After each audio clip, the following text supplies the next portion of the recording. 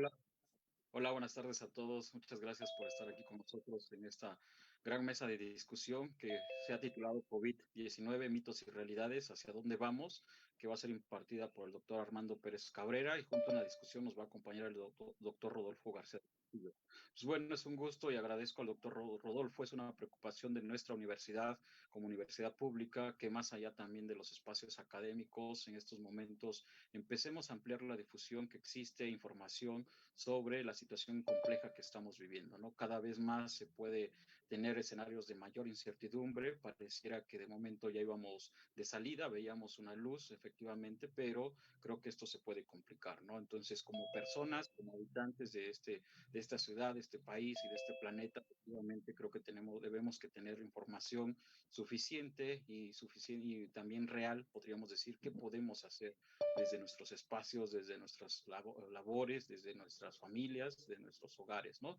Entonces, damos un gusto y bienvenida al doctor Armando. Muchas gracias por compartirnos del Departamento de Administración, pero también les doy un mensaje por parte del doctor Oscar Lozano Carrillo, el rector de nuestra unidad, como del licenciado Miguel Pérez López, director de la División de Ciencias Sociales y Humanidades, que en este momento no se pudo conectar por su agenda que tiene, pero que efectivamente están preocupados por esta situación, y la idea es reflexionar cómo la universidad, más allá de la docencia universitaria que debemos que estar impartiendo en estos momentos, podemos empezar a contribuir no a resolver, pero sí a solucionar o a coadyuvar en esta gran problemática, ¿no? Creo que esta mesa de discusión va a ser también atractiva porque efectivamente el doctor Rodolfo, al pertenecer al grupo de gestión, planeación y desarrollo local, un grupo de investigación del departamento, pues lo va a aterrizar en términos de políticas públicas, de efectivamente cómo puede empezar a actuarse a nivel local, a nivel estatal, inclusive a nivel federal, ¿no? Entonces, bienvenidos todos quienes nos siguen en transmisión en Facebook Live, quienes ya se conectaron a esta sesión de Zoom.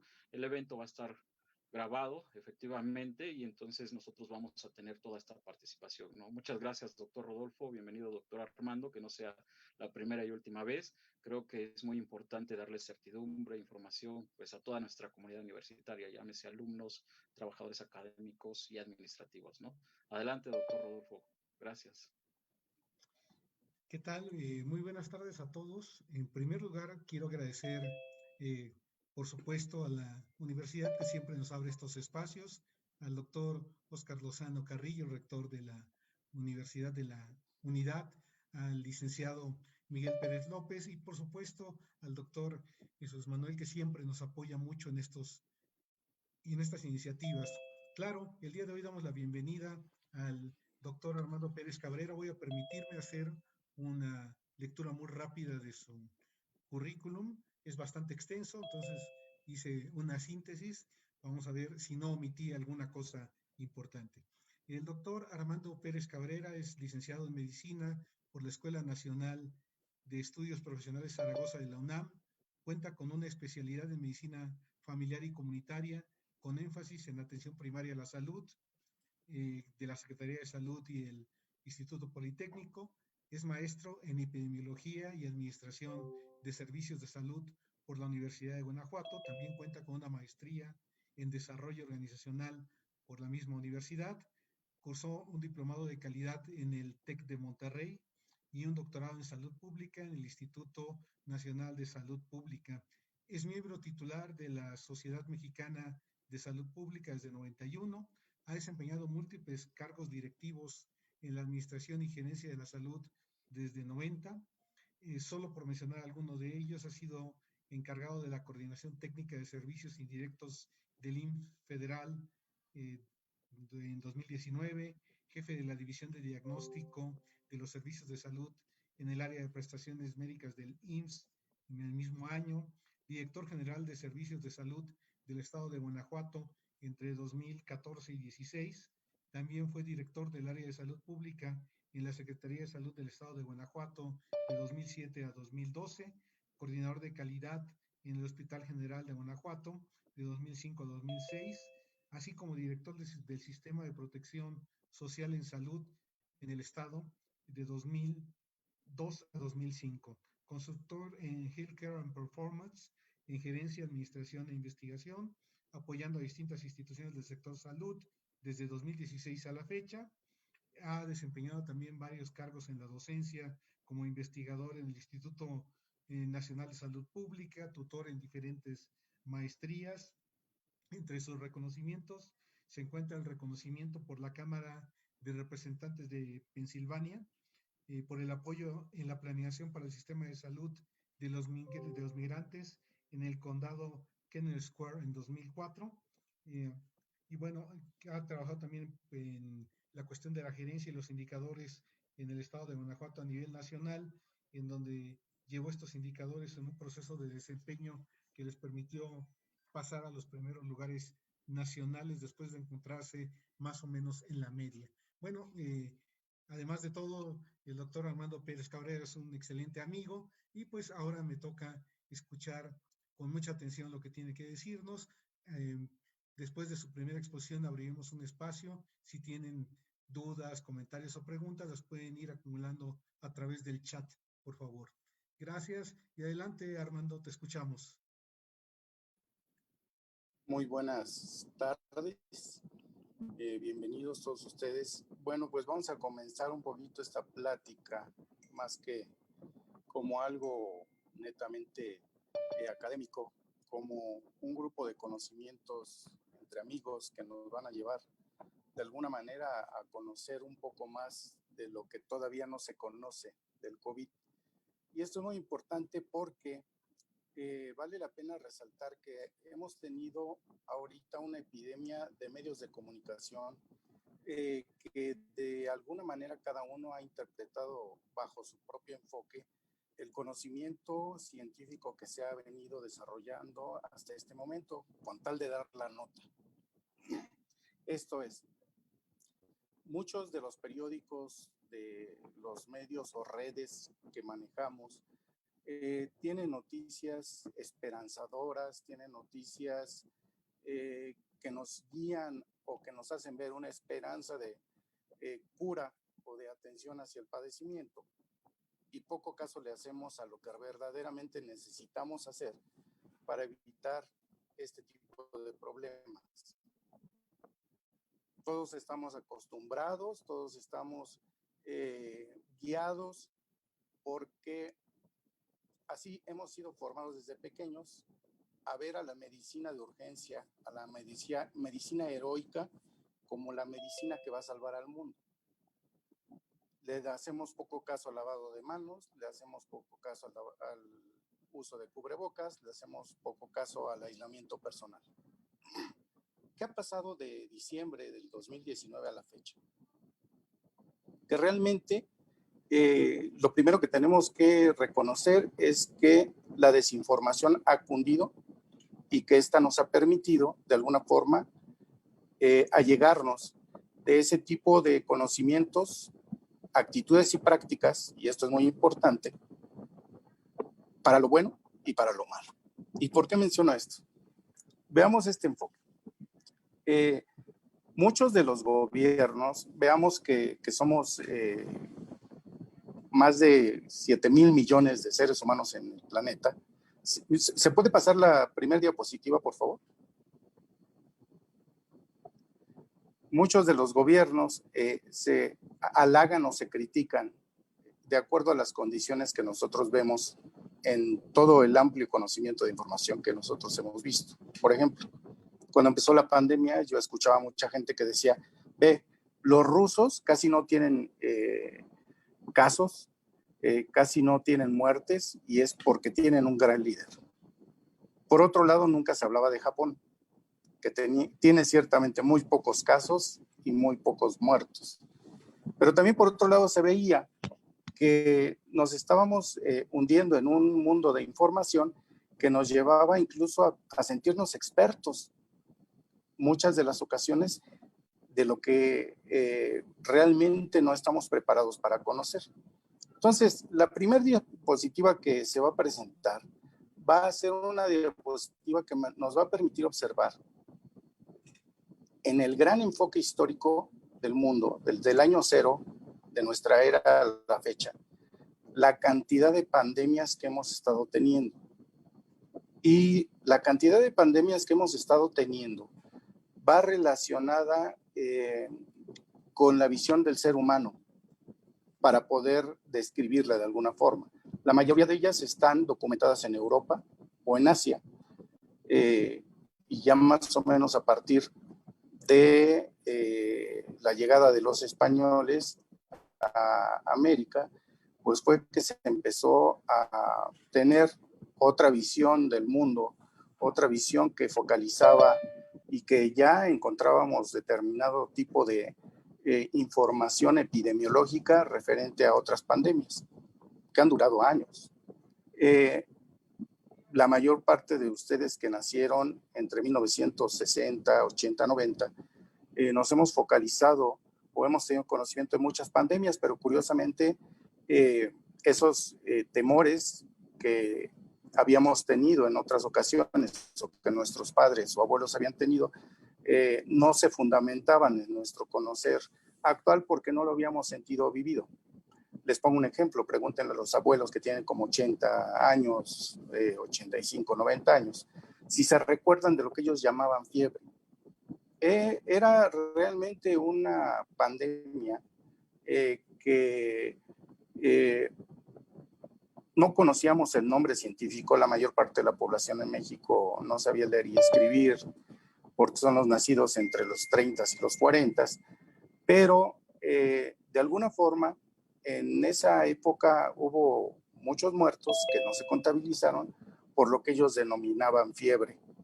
Eso que denominaban fiebre era un padecimiento que no era otra cosa más que una gripe muy similar a lo que ahora estamos viviendo, y que cuentan por ahí que en cuanto iban a dejar a un muerto al panteón regresaban y ya tenían otro. Esto no es para espantar a la gente, sino para ver el contexto que se estaba viviendo en las épocas de los 40 o 50 en México. Pero ahorita ya no hablamos de una localización fundamentada en un área geográfica. Hablamos de una pandemia, otros le quieren llamar sisdemia a muchas situaciones de estas, pero la verdad es que es una pandemia y que si alcanzan ustedes a ver en el cuadro, en el cuadro anaranjado, si puedes ampliar por favor, estamos hablando del tamaño de los cuadros. Según el tamaño de los cuadros era el número de muertes que existían. Estamos hablando del año 160 en la peste antonina. Vean ustedes que les pegó a la civilización romana y hubo 5 millones de muertes solamente en esa área. Si hablamos de cuál fue el impacto, hablemos de que en aquella época en Europa había aproximadamente 100 millones de personas distribuidas en toda Europa, y que esas 100 millones de personas hacían una cantidad muy fuerte, esos 5 millones de personas que fallecieron entre el año 165 y 180 de nuestra era. Si nosotros intentamos comparar 8,000 millones de personas que hay ahorita con la cantidad de muertes que encontramos en el mundo, prácticamente sería nada lo que está sucediendo con el coronavirus. Sin embargo, ¿cuál es el problema?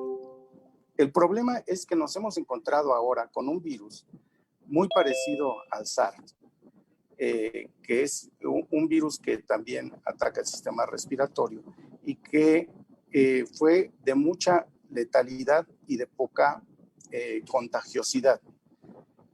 Vamos a hablar de esas dos cosas en este momento, porque es lo que tenemos que considerar: la contagiosidad y la letalidad. O sea, a cuántas personas se le pega y cuántas personas mueren por el padecimiento.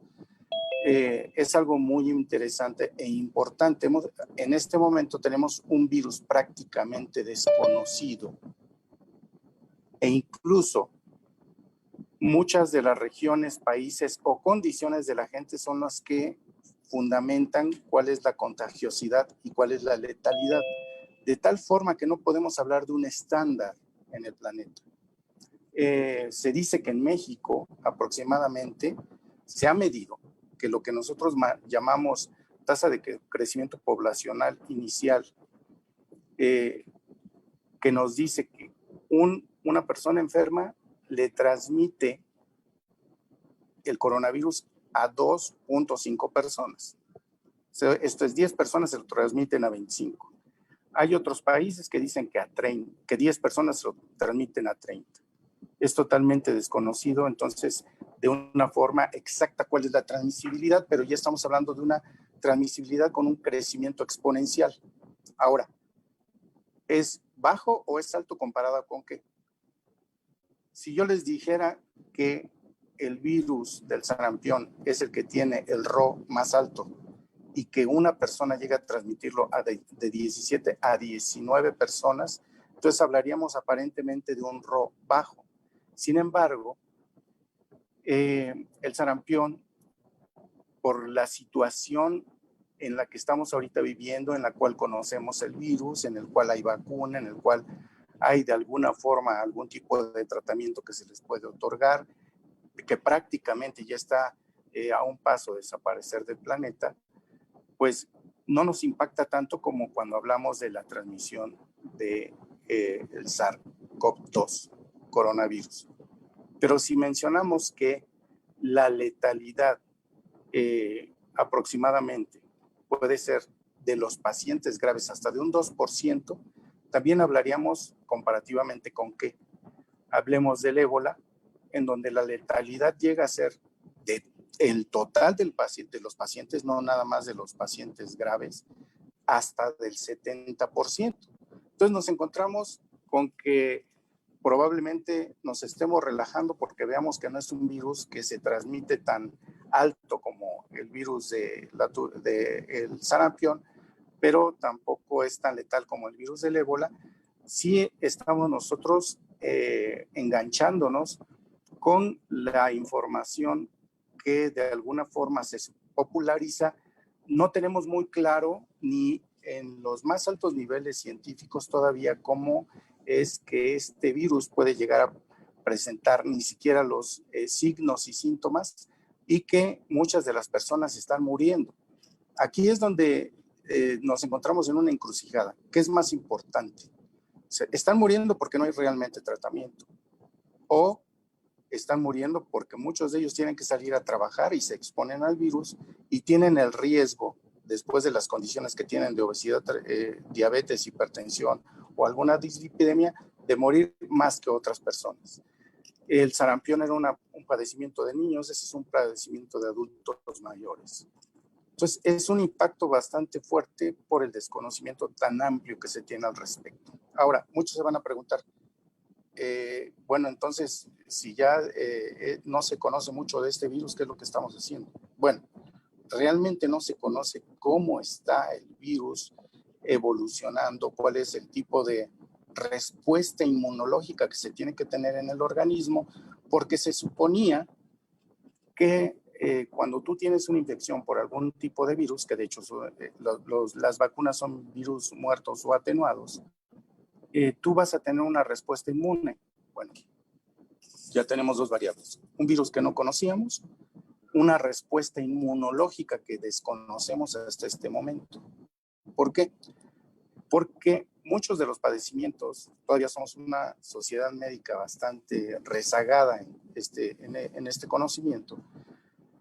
Muchos de los conocimientos que se tenían de la respuesta inmune respecto a los virus por el cuerpo humano, pues a la fecha realmente no ha habido un conocimiento exacto, preciso, que me diga cuál es la respuesta de todos los seres humanos de forma estándar ante el coronavirus.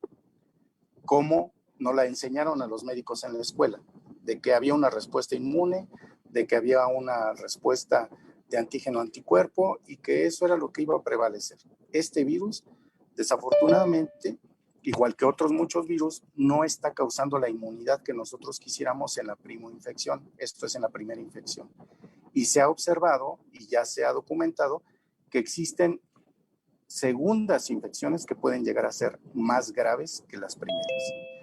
Entonces, esta situación nos lleva a desahogar una serie de conocimientos populares o sociales y no a indagar sobre los textos científicos que nos permiten diario, y aquí quiero subrayarlo, diario conocer cosas diferentes sobre el coronavirus.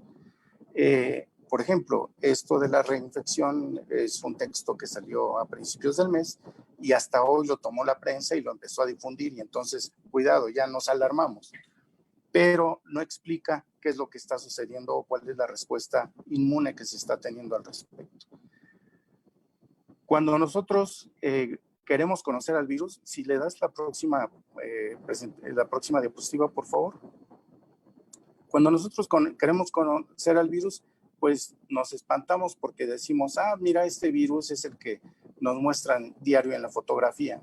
Este virus es un virus que ya sé que le llaman coronavirus porque tiene una especie de corona alrededor. Pero lo importante es que dentro de este conocimiento, nosotros tenemos que ver que al ser un nuevo virus que está en la ecología del planeta, es un virus que de alguna forma aleatoria logró que sus glucoproteínas, o sea, la capa que lo está cubriendo alrededor, esas espinitas que se ven, esas espinas tienen como característica que se pueden acoplar a alguna célula humana para poder penetrar a la membrana celular y poder reproducirse, pero no se llama reproducción en este caso, se llama réplica, porque la réplica es como una copia fotostática. De hecho, el virus se menciona que no es un ser vivo. La siguiente, por favor. Esta es una de las primeras fotografías que se logró tomar ligado al coronavirus, que está inyectando su contenido de RNA inverso, que es el tipo de virus que existe, a una célula. La siguiente, por favor. Y esta es la cronología. Veamos. Empezamos en diciembre del 2019 y se ha venido haciendo historia. Toda una serie de problemas que ha habido alrededor del mundo por el tipo de padecimiento que existe, y aún con estos primeros conocimientos no podemos detectar clínicamente a los pacientes con coronavirus. Los tenemos que detectar en muchas de las ocasiones como pacientes que incluso no presentan síntomas. Y les voy a platicar algo aquí muy importante. Primero se pensaba que era una enfermedad eminentemente respiratoria. Luego se pensó que era respiratoria e intestinal y posteriormente se pensó que era neurológica. Al ser un padecimiento neurológico, entonces ya empezamos a tener algún problema sistémico, y ahora se trata de que es un padecimiento sistémico que está teniendo como una de las representaciones mayores desde el punto de vista clínico la transmisión a través de la vía aérea. Estornudos, cualquier gota de saliva que penetre por alguno de los orificios de la cara puede ser suficiente como para provocarnos la réplica de este virus en nuestro organismo, y entonces algunos se enferman y otros no enferman. ¿De qué depende de que se enferme o no se enferme? Todavía se desconoce. La última teoría, cuando se ponen pares, o sea, ¿por qué mi hermano gemelo se enfermó y yo no me enfermé? Se habla que tiene que ver la condición, primero, del ser humano para la respuesta inmune y poder eliminar o no el virus. Y la segunda es la cantidad del fomite que existe. Por eso se menciona que muchos de los médicos que están en la primera fila de la atención a ella, hay algunos que se enferman inmediatamente, otros que se enferman después, pero se menciona que probablemente tenga que ver mucho con la cantidad de virus que entran o no entran a su organismo. Se empezaron a hacer varias definiciones, como pueden verlo en la pantalla, y hasta el 11 de marzo del 2020 se declara pandemia. ¿Por qué no se declaró antes? Porque se suponía que se iba a tener algún cierto control en Asia, posteriormente pasa a Europa y al norte de Oceanía, y posteriormente llega a América, en donde al declararse entonces una epidemia con diversos focos a nivel mundial, se le llama pandemia. La siguiente, por favor. Aquí vemos algunos de los países, cómo han estado hasta el día de antier. Podemos ver que muchos de estos países, incluyendo a México, pues tienen una cantidad de muertes. Y esto es lo que nosotros siempre nos ponemos a observar, o sea, qué cantidad de muertes contra qué cantidad de seres humanos viven en ese país. Eso se llama tasa, con esa tasa nosotros observamos que India, por ejemplo, tiene registrados, porque llevar en la India registros es muy difícil, 119,000 muertes. ¿Contra qué cantidad de hindús? Estamos hablando de más de 2,000 millones de hindús. México tenemos 130 millones de habitantes con 88,743 millones de personas. Pero sin embargo también puede haber inconsistencia en la información por la pérdida de información de alguna parte. Estados Unidos menciona 223,328 muertes con aproximadamente medio millón de habitantes. Entonces, nosotros observamos que las muertes no nos indican cuáles han sido perfectamente las maniobras políticas, estrategias más efectivas, sino que esto va a depender específicamente de la forma, cultura local. Y yo no hablo casi de lo local, sino que me iría mucho a lo global, porque si vamos a Italia o países como el Reino Unido, que son muy organizados y que son muy disciplinados, entre comillas, según lo que nosotros sabemos, sobre todo Reino Unido, pues observemos que sus estadísticas iban de repente al alza y posteriormente empezaron a tener una gráfica que prácticamente eliminó los muertos y posteriormente hasta hace 3 semanas empezaron nuevamente a tener más muertes. Hubo un relajamiento de la sociedad, hubo un sistema de salud que no acogió a los que tenían que acoger. Ninguna de las dos cosas puede ser real o absoluta, porque si ustedes ven en México hay un pequeño pico. Ese pequeño pico fue porque se tiene una reconversión del sistema de información, el cual se actualiza y entonces ese pequeño pico pues recoge todas las muertes, entre comillas, que ocurrieron antes y que en ese día se dieron. Así son las estadísticas epidemiológicas, digamos, son muertes de escritorio, por llamarlo de alguna forma.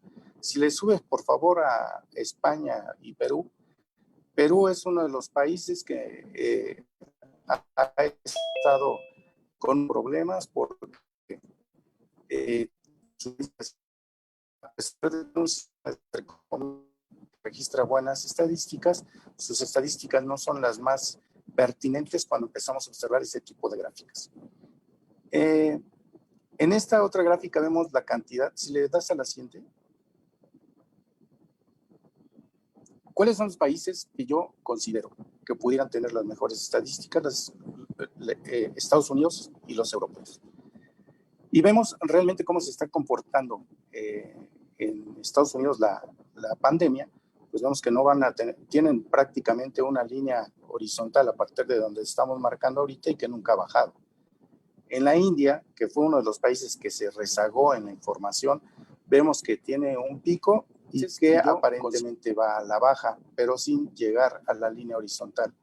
Y Brasil tiene diversos picos dentro de las estadísticas que nos hablan que hay una continuidad frecuente de la transmisión. Ahora, si nos vamos a Francia, me gusta mucho esa gráfica porque creo que sí representa en cuanto lo que se ha estado presentando en el mundo hasta ahorita. Y vemos que en las últimas fechas hay un repunte, eso sí se llama repunte, de la cantidad de casos que existen. Pero vamos a ver, en México existen 886,800 casos y en Argentina 1,081,336 casos.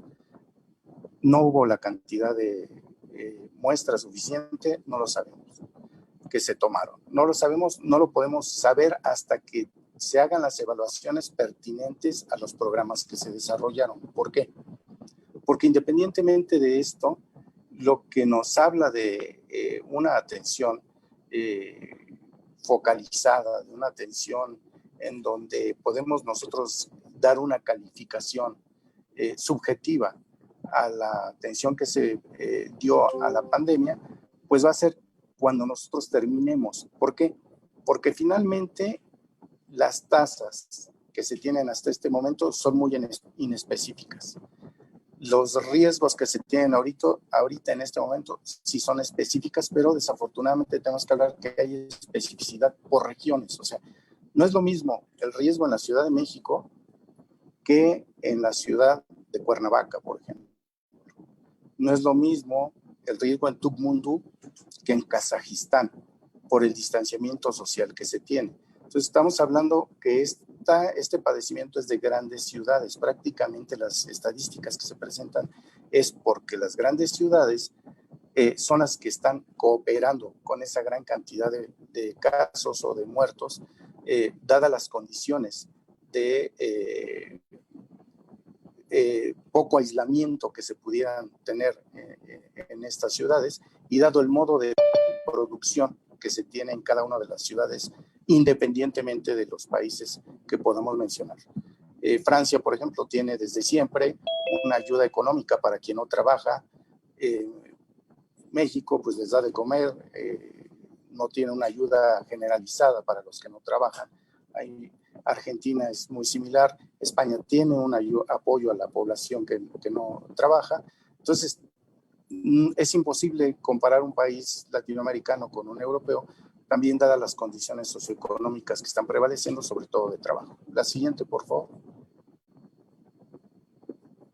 Así es como nos encontramos. Esto es para que vieran ustedes los enfermos por COVID, en donde se encuentran sobremanera las puntas o los puntos más claros, casi color crema, es donde menos casos existen, y pueden ustedes ver que son países prácticamente aislados, sobre todo en África y en Asia. Y esto, bueno, de que la teoría mencionamos hace un momento del aislamiento poblacional, pues significa bastante en este tipo de pandemias. Aquí podemos corroborarlo. El país más aislado del mundo, Mongolia, prácticamente no ha presentado muertes hasta este momento. La siguiente, por favor. Esta es la respuesta de la OPS a la pandemia. Esto se empezó a dar desde el principio de la pandemia. Prácticamente son estrategias muy generales. Aquí sí, que se pone reorganizar los servicios de salud para salvar vidas, reducir la transmisión con el aislamiento de las personas y lo que nosotros les llamamos la distancia que se tiene que tener, proteger a los trabajadores de la salud, que es aquí en donde nosotros tenemos que divagar un poco, porque para tener un aislamiento completo y atender a un paciente con un tipo de infecciones como estas, se tiene que tener un entrenamiento previo. En muchas ocasiones se llegó a atender a pacientes sin conocer siquiera que tenían este padecimiento y mantener la vigilancia epidemiológica. Esto es contar el número de casos y muertos y el control de laboratorio. La siguiente, por favor.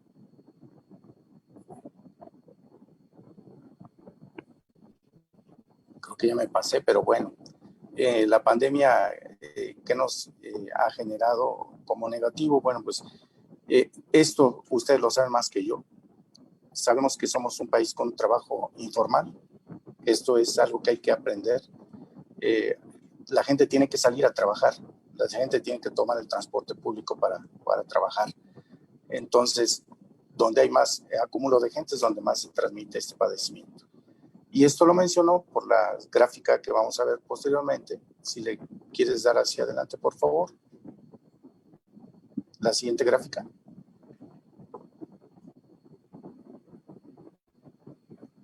Aparte de que hablamos ahorita de las personas, vemos nosotros que el riesgo alto y el riesgo bajo, en ese rango de ideas, en la columna del lado derecho, no en la gráfica, ustedes pueden vincular que muchos de las personas que tienen que salir a trabajar o son obreros o son comerciantes o se tienen que trabajar en un hotel o en un restaurante o en servicios administrativos donde tienen que atender gente. El riesgo bajo son servidores públicos que prácticamente tienen que trabajar desde casa, en donde prácticamente no tendrían algún tipo de contacto con otras gentes.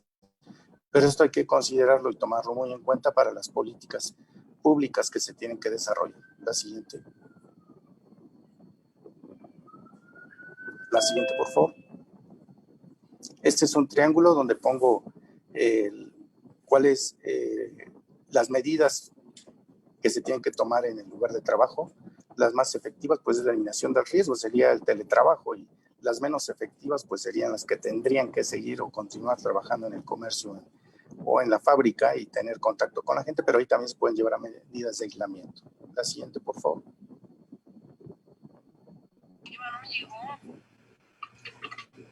Yo hablo en que tenemos que tener más que una visión de la nueva normalidad para poder salir adelante de esta crisis. Hablo de una normalidad mejor. ¿Por qué? Porque esta normalidad va a hacer que por lo menos tengamos el conocimiento de que esta crisis pues destapó mucho la desigualdad entre las personas en los países latinoamericanos, sobre todo con la formalidad o informalidad en el trabajo. Tenemos que redireccionarnos para proteger mucho más a la fuente laboral. Internacionalmente tenemos que apuntalarnos y tenemos que visualizar de qué forma se está teniendo menos muertes en los países que tienen un desarrollo sociolaboral más alto, y que tenemos que recuperar esta normalidad hacia una mejor normalidad con una equidad y con un rigor que nos lleve a tener más calidad, más equidad y mejorar no solamente el diálogo social, sino el actuar social. Pues hasta aquí es la presentación que tengo yo. Podemos meternos en un marco de preguntas y tener esa oportunidad de saber qué es lo que está sucediendo en el mundo.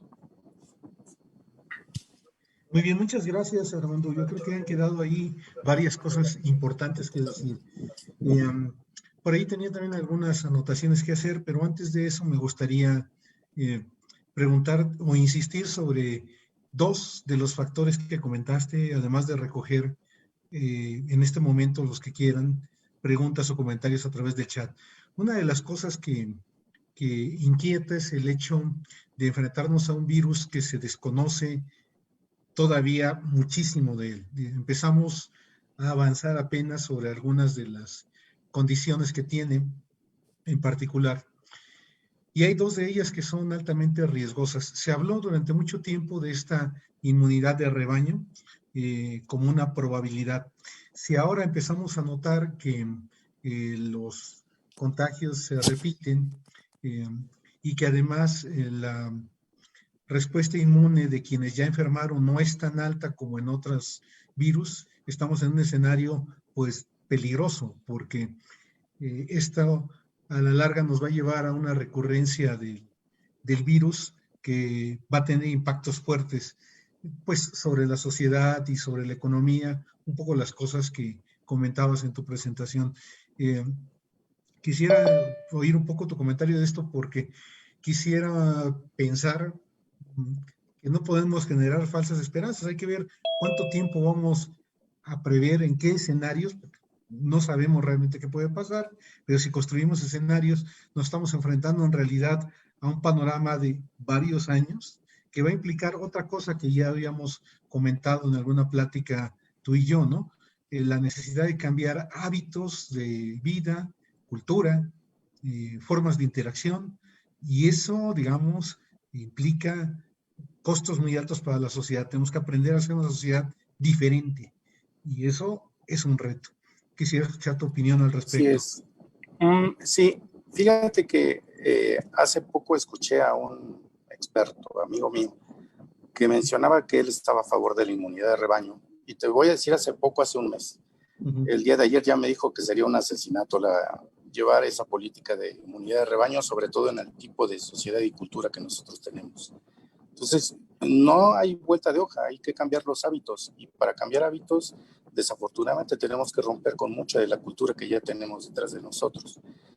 Pero bueno, esto ahora se está dando, se va a dar en las nuevas generaciones. No me explico qué me hubiera pasado a mí si hubiera estudiado la primaria a distancia, con el TID que tengo, pues quizá no hubiera tomado la atención suficiente.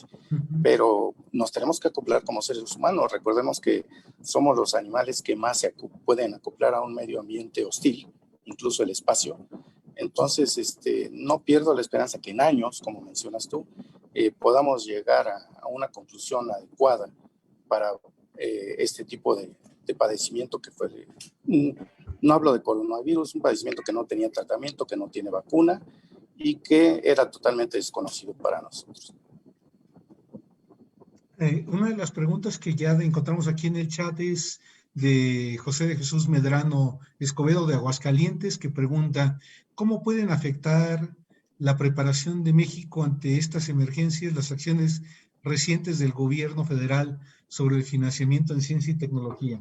Creo que esa la podría contestar también yo, pero quiero saber tu opinión, ¿no? ¿Qué va a pasar con estos recortes que hay ahora y cómo esto va a afectar o puede afectar los términos y las políticas de salud? Yo también te preguntaría, en términos reales, el presupuesto de salud parece que disminuye, ya haciendo un análisis muy detallado. Ante eso, ¿cuál es tu opinión? ¿Cómo ves este problema? Bien nos han dicho que cuando presentas un proyecto, si no lleva recursos, prácticamente no hay proyecto. Entonces estamos sobre la misma. Si no hay recursos para investigación, ¿cómo vas a investigar? Si no hay recursos para la atención, ¿cómo vas a atender? Pero hay algo que no requiere mucho recurso, que es la atención preventiva. Y nosotros siempre estamos direccionándonos hacia la investigación de punta del tratamiento final del paciente que está muy grave. Entonces, si nosotros no hacemos una conversión de nosotros mismos hacia la prevención, prácticamente no vamos a avanzar. Tenemos que reculturizarnos a la prevención. Eso es muy importante, me gustaría incluso que lo recalques porque siempre pensamos que la parte final es siempre el tratamiento, la fórmula mágica que te va a sacar de la enfermedad, cuando en realidad son las causas y los determinantes, en buena medida, los que pueden ayudarte a salir de un hoyo de este tamaño, ¿no? Así es, exactamente, los determinantes sociales. Exacto. Otra pregunta, ¿en qué grado las mascarillas evitan el contagio y si el uso de estas por periodos largos afecta o no al sistema respiratorio? No lo afecta. Mucho. No lo afecta. Y sí protegen. Usa la mascarilla que quieras, pero úsala. Una de las cosas que por ahí comentamos también, y te la pregunto nuevamente, es que esta mascarilla también tiene un efecto social, digamos, es un compromiso de parte de nosotros ante los demás, no solamente es cuidarnos, sino evitar contagiar a otros cuando quizá no tenemos todavía la idea clara de si tenemos o no el virus, ¿no? Sí, se tiene que volver parte de nuestra cultura. Por ejemplo, en Japón es parte de la cultura. Incluso cuando tú no te quieres comunicar con alguien en el autobús, en el camión, en el trabajo, te pones la mascarilla, aunque estés solo, y prácticamente quiere decir que ya no quieres hablar con nadie. Pero eso es parte de la cultura. Eso es algo que tenemos que tener ya en nuestras manos. Muy bien, acaba de llegar otra, dice, doctor Armando, en el entendido de que IMSS e ISSSTE atienden a sectores distintos, pero al final de todo son gente que labora en algún centro de trabajo, ¿considera que las acciones de ambas instituciones son iguales o existen diferencias marcadas en el combate al virus, no? Siempre hay una norma que rige la atención al paciente. Y atendemos personas, no tenemos derechohabientes. Entonces, el supuesto es que esa norma tiene que ser parejo para todos, incluso para los no derechohabientes. Muy bien. Una pregunta más de nuestros alumnos. ¿Qué opina del papel del INSABI ante la llegada de esta pandemia? ¿Le beneficia o le perjudica al sector salud? Un poco porque conozco a esta alumna, su preocupación es el contraste contra Seguro Popular e INSABI, pero en este caso pregunta específicamente cómo está respondiendo INSABI a esta parte de la pandemia. Es una respuesta muy larga la que tendría que dar al respecto. Solamente mencionaremos que los servicios públicos de salud están respondiendo acorde a lo que ellos tienen como recursos. Tomemos en cuenta la hospitalización que tenemos y se tiene una muy buena vigilancia, por lo menos en el Ciudad de México, al respecto. Muy bien. Va llegando una más. ¿Cómo es posible que China, teniendo una población de 1.393 Bueno, millones de personas y más de 100 ciudades con 1 millón de pobladores, tiene mucho menos casos de COVID que México? Se nos desconectó una llamada del doctor. no, aquí Sí, estoy. sí, venga. Sí, porque el control en China epidemiológico ha sido bastante rígido. Incluso el control de las personas allá es vía telefónica. Si tu teléfono, tú vas subiendo al autobús, te marca amarillo, quiere decir que tuviste contacto con una persona que tuvo COVID y prácticamente te aíslan. No te discriminan, te aíslan. Y eso es a fortiori, ¿eh? Ujú. Sí, son mecanismos diferentes. Incluso aquí yo le agregaría una pregunta extra. En realidad, cuando nos enfrentamos a este tipo de nuevas pandemias, hay mecanismos que pueden facilitar mucho el control, el seguimiento de los contagios a través, lo acabas de decir, de tecnologías de la información y la comunicación. Sin embargo, existe una resistencia muy fuerte, particularmente en Occidente, porque esto cruza y de hecho destroza la idea de los derechos civiles y derechos humanos. Digamos, la población occidental siempre es más reacia a asumir este tipo de controles porque siente que se están Bueno, violando parte de sus derechos, ¿no? bueno, Y eso es lo que bueno, provoca bueno. que tengamos una visión distinta, ¿no? Ujú. Sí es. Me voy a permitir, voy a salir un momentito del chat, ahorita regreso y pueden, si quieres, continuar con acumulando las preguntas y regreso en un momentito. De hecho, voy a Si me aprovechar para pasar una parte de la presentación que tenía preparada para esto. Bueno, mientras tanto vamos acumulando preguntas en el chat. Estas son las cosas que ocurren cuando estamos en vivo. Un poco para los que me escuchan, había planteado una serie de preguntas que tienen que ver con la forma en la que nosotros observamos esta problemática de la pandemia. Entonces voy a tomarme la libertad, tenía también preparadas algunas cosas para esta presentación en específico y voy a compartir con ustedes la siguiente presentación. Eh, lo que sí les voy a pedir, particularmente a Rodolfo Garduño, que me diga si estamos reproduciendo correctamente la presentación o tenemos dificultades al compartir la pantalla. No sé si ya la pantalla está Se ve muy bien, doctor. compartiéndose muy bien. Ok, una de las cosas que discutía justamente con el doctor Armando Pérez antes de esta conferencia eran los efectos que puede tener la COVID-19 sobre la economía, ¿no? Entonces, de hecho, la primera preocupación que surgió entre nosotros fue establecer un debate ante la llegada del SARS-CoV-2 que modificó drásticamente las perspectivas mundiales. Sus efectos alteran tanto los procesos económicos, políticos como sociales y la vida cotidiana e individual.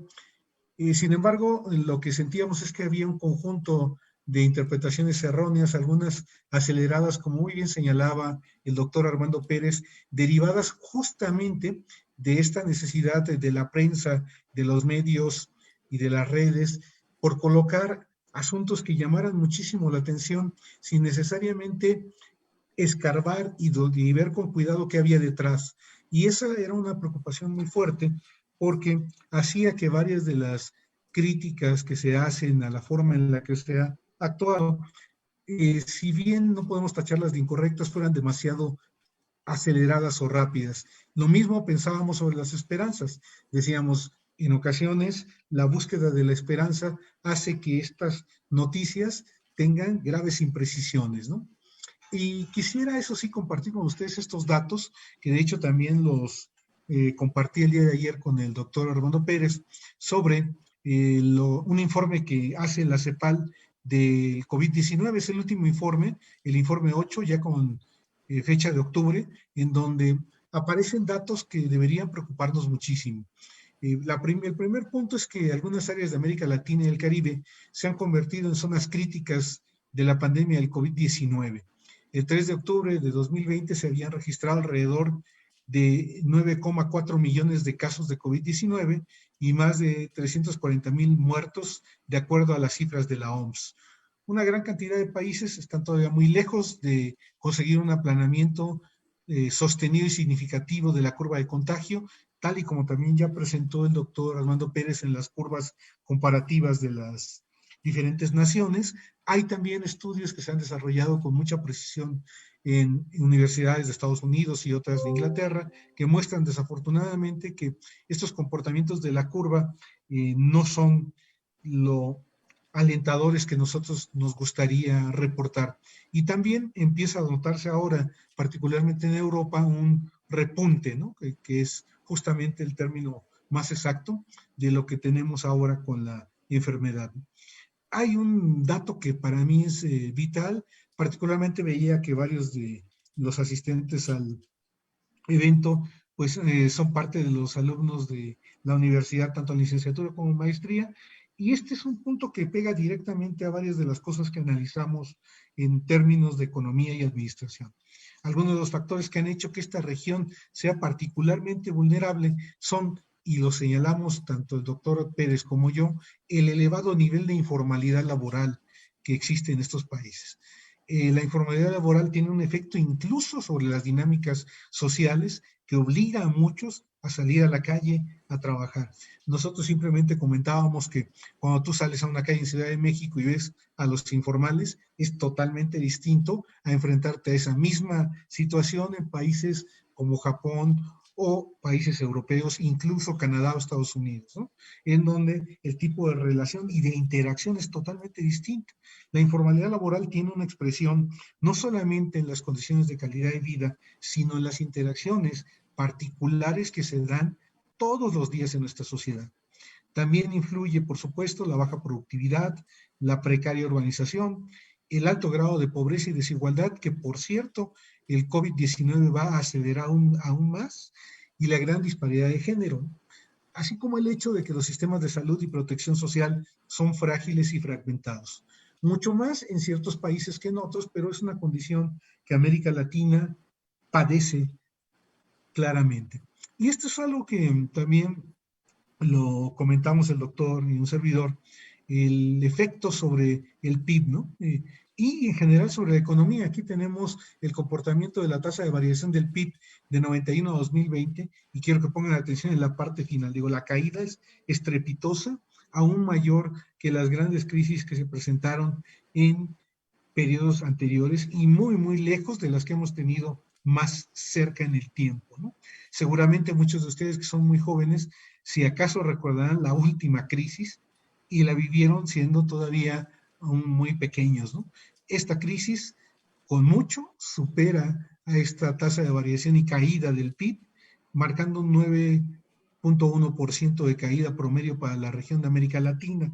En el caso de México, dependiendo de la fuente que ustedes consulten, van a encontrar que esa caída oscila entre más o menos menos 9.3% hasta más allá del 12-13%. Y todavía hay quien se atreve a decir que son expectativas bastante halagüeñas u optimistas y que en realidad nos vamos a enfrentar a algo mucho peor en términos de economía. Algunas anotaciones que creo que son importantes tener en consideración es esta parte del subregistro, ¿no?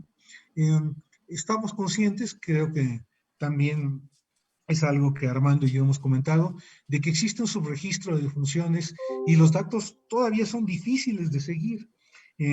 Aquí tuvimos incluso una plática muy larga antes de esta conferencia sobre las técnicas estadísticas y las metodologías que se siguen para el registro de las defunciones. Y claro, partiendo de la epidemiología clásica, es todavía complicadísimo llegar a datos que tengan más o menos un cierto grado de certeza con relación a lo que está ocurriendo. Sin embargo, varios estudios, algunos estudios se han lanzado a decirnos que esta situación es mucho, pero mucho más grave de lo que oficialmente se reporta.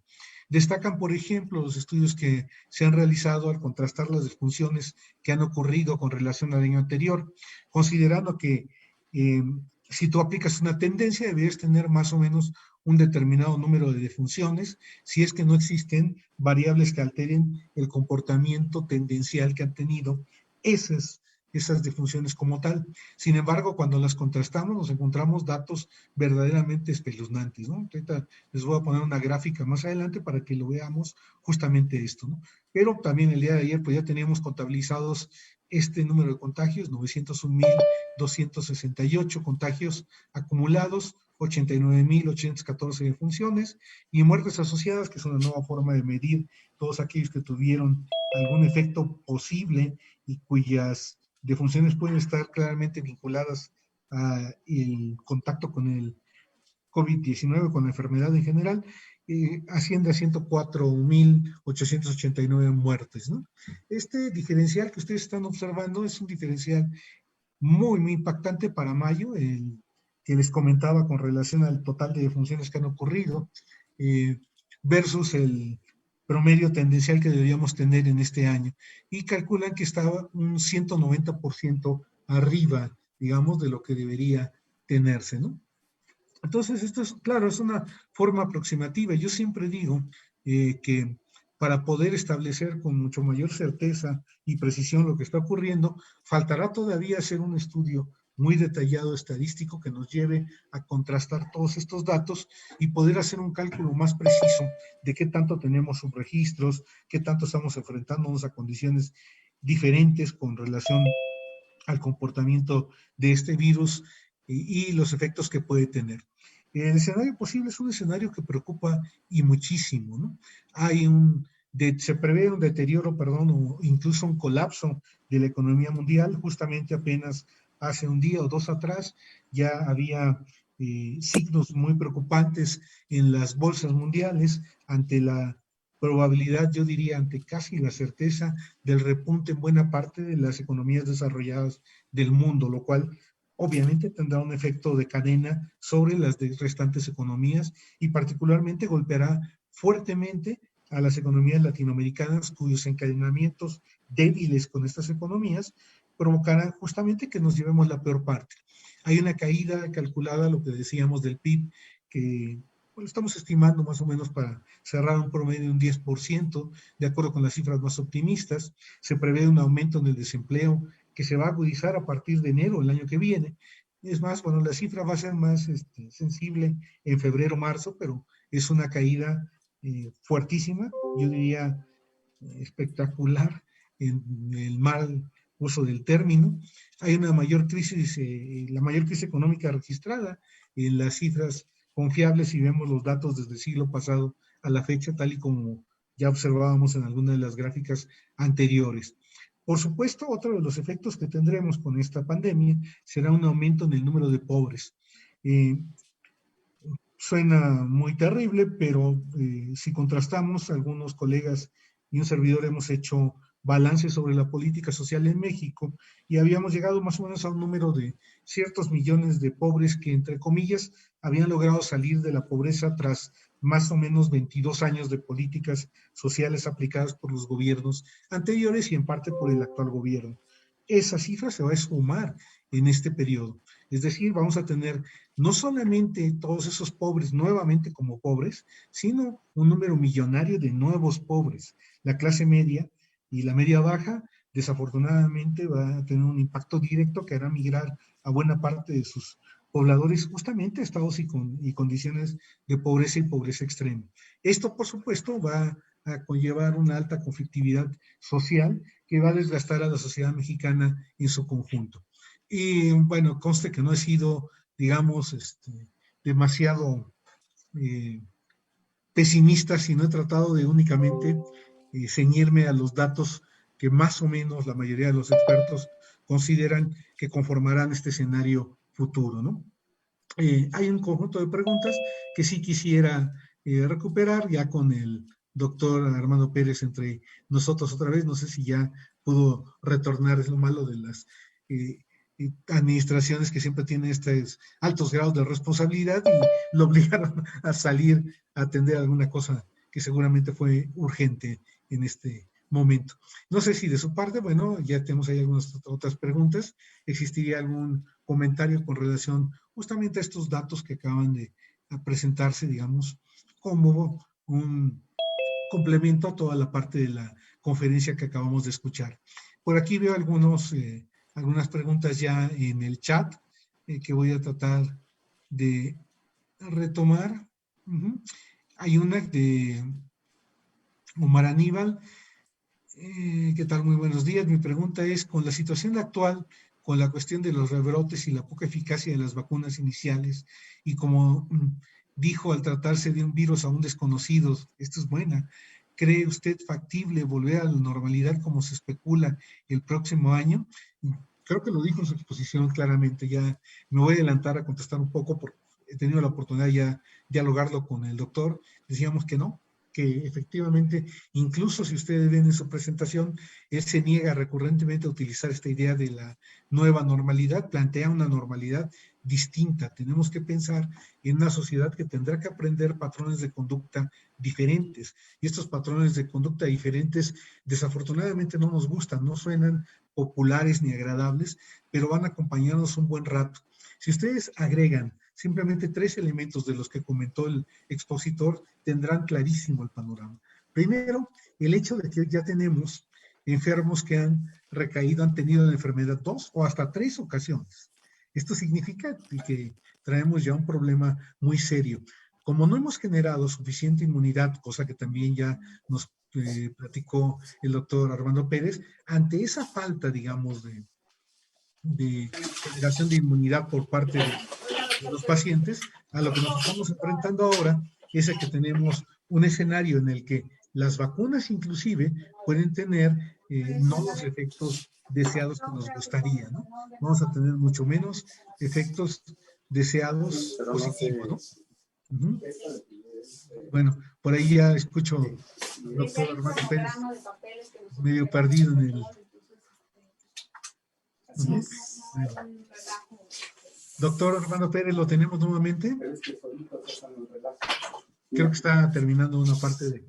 Bueno, pero entonces, esto es parte de lo que...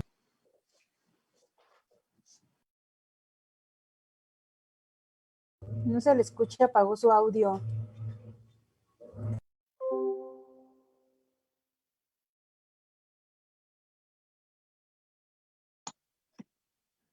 Profesor, no se escucha su audio. No se le escucha su audio. Está muteado. Perfecto, muy bien. Ok, ya está. Nuevamente les decía que esos 3 efectos que comentaba el doctor Armando Pérez, pues ya están ahí detrás, ¿no? Tenemos recontagios, tenemos que gestionar una pandemia de más largo plazo, y por ejemplo el anuncio que hacía ayer justamente Francia, en donde decía que preveía que para finales de 2021 va a tener vacunada menos del 30% de su población, nos coloca ante un escenario que debemos pensarla 2 veces, ¿no? O sea, ¿qué va a pasar con nosotros, con un país con mucho más habitantes, con una diversidad social tan fuerte? Yo creo que lo que vamos a tener es eso, ¿no? Y una cosa, es así, incluso se la voy a regresar como pregunta al doctor Pérez en cuanto se reintegre. Él me decía que uno de los riesgos que puedes tener con la vacuna son efectos diferenciados. Es decir, vas a tener gente que va a tener mucho mejor reacción a la vacuna y otros que no van a tener buena reacción a la vacuna, que no van a generar tantos anticuerpos. Esto es bien peligroso porque imaginen lo que va a suceder. Vamos a tener un panorama, pues, totalmente variado en esa parte, ¿no? ¿Cómo se prepara México en cuestión económica para enfrentar la pandemia? Ya que muchas personas dependen de trabajos informales, esa pregunta sí me atrevo a contestársela. Desafortunadamente, el escenario no es nada alentador tampoco, porque no se ha planteado todavía políticas suficientes y sólidas para reintegrar a esta gente a trabajos medianamente bien pagados. O sea, a diferencia de otros países, no le hemos metido dinero a esta parte y tenemos entonces un problema muy serio en términos de generación de empleo. Si estamos perdiendo, piensen que hubo meses en que reportamos pérdidas de 1 millón de empleos, ya los tuvimos, y ahora acabamos de tener un pequeño repunte. Un poco lo que alguna vez les he comentado es justamente lo que va a ocurrir. Sin duda va a haber un rebote económico que nos va a ayudar a mejorar en alguna medida las condiciones económicas del país. Pero el problema es que ese rebote no va a alcanzar para poder generar la cantidad de empleos que necesitamos. Es obligado pensar en políticas que tendrán que combinar la necesidad, digamos, el esfuerzo de los empleadores privados con el gobierno. Y si no se crean esos puentes de consenso con los generadores de empleo del país, entonces vamos a tener gravísimos problemas. Solamente les comento 2 cosas. Recuerden que la capacidad que tienen las grandes empresas de generar empleo es en realidad el motor económico del país. Las pequeñas y medianas empresas generan más empleo. Eso es divertido, ¿no? Pero resulta que todos estos empleos generados por las pequeñas y medianas empresas dependen en más de un 85% de las grandes empresas. Esto quiere decir que si las grandes empresas no caminan, vas a tronar a las pequeñas y medianas. Por tanto, un programa de planeación económica que ayudara a salir del atolladero al país tendría que considerar una ayuda, entre comillas, de diferentes tipos para empresas grandes, muy, muy grandes, para las medianas y también para las pequeñas. Si no lo planteas de esa manera, entonces lo que vas a tener es una solución parcial. Y esa solución parcial va a tener un agotamiento de corto plazo. Es decir, vamos a tener una economía que va a tener un ligero repunte, pero que va a tardar muchos años en volver a tener las mismas cifras que tenía antes de la pandemia. Entonces, eso es parte de lo que también vamos a enfrentar. Aquí hay una pregunta que es interesante, esta sí se la dejamos al doctor, ¿no? De si esto puede ser producto, si el virus puede ser un virus creado, ¿no? Eso es ya como parte de las teorías de la conspiración, pero sería interesante conocer la opinión al respecto, ¿no? De qué pensamos con eso. Y este es también muy bueno. Aldo Cortés pregunta si no vamos a tener un impacto y un rezago educativo. De hecho, la misma universidad ya ha hecho algunos foros y debates con respecto a este punto, el rezago educativo, ¿no? Y yo creo que aquí estamos enfrentados a algo que incluso la división y el departamento de administración se han tomado muy en serio. La urgente necesidad de plantear programas distintos para poder responder a esta clase de escenarios inéditos en la educación. Claro que hay un compromiso de parte también del otro lado, y esto, por cierto, se lo comento a todos aquellos alumnos de diferente nivel que me están viendo, ¿no? Si tú quieres que la educación a distancia funcione, no depende únicamente de mejorar todos los programas educativos que desde las universidades se han planteado. Se ha hecho un esfuerzo por mejorar los contenidos, por utilizar cada vez más los medios de tecnologías de información y comunicación a distancia. Se utilizan también todos estos medios de videos y electrónicos que hoy tenemos a la mano, que favorecen en mucho el aprendizaje. Pero hace falta, hablando de cambio de cultura, cambiar la cultura que tenemos nosotros como sociedad para aprender. Es decir, somos una sociedad cuyos esquemas educativos, incluso en el nivel superior, siguen claramente amarrados a ese formato antiguo en el que el profesor llegaba, lanzaba un conjunto de ideas casi iluminadas y el alumno del otro lado prácticamente se dedicaba a absorber ese conocimiento. El conocimiento no se construye de esa manera. Tenemos que pensar en una interacción que si no está bien hecha de un lado y del otro, difícilmente va a obtener resultados. Si bien los profesores tienen ahora la obligación de mejorar sus métodos educativos y entrar en una dinámica distinta, es también necesario que los alumnos asuman un compromiso distinto. Y yo sí siento, aquí va la otra parte de la respuesta, que va a haber un impacto negativo forzoso, porque en todos los niveles educativos, y estoy pensando fundamentalmente en el nivel educativo básico, no solamente estamos luchando contra la falta de un aprendizaje cultural, de patrones distintos para enfrentarte a una educación a distancia. Estamos hablando de un montón de restricciones como el acceso a Internet, como la probabilidad que tienen los educandos de incorporarse a estos sistemas distintos que hasta ahora no habían utilizado, ¿no? Bueno, esa es la perspectiva del rezago educativo y creo que ahí tenemos más o menos casi las preguntas que podríamos recuperar. Voy a tratar de establecer un contacto, les pediría a todos un minuto solamente para ver si podemos recuperar la comunicación. Bueno, aquí hay otra.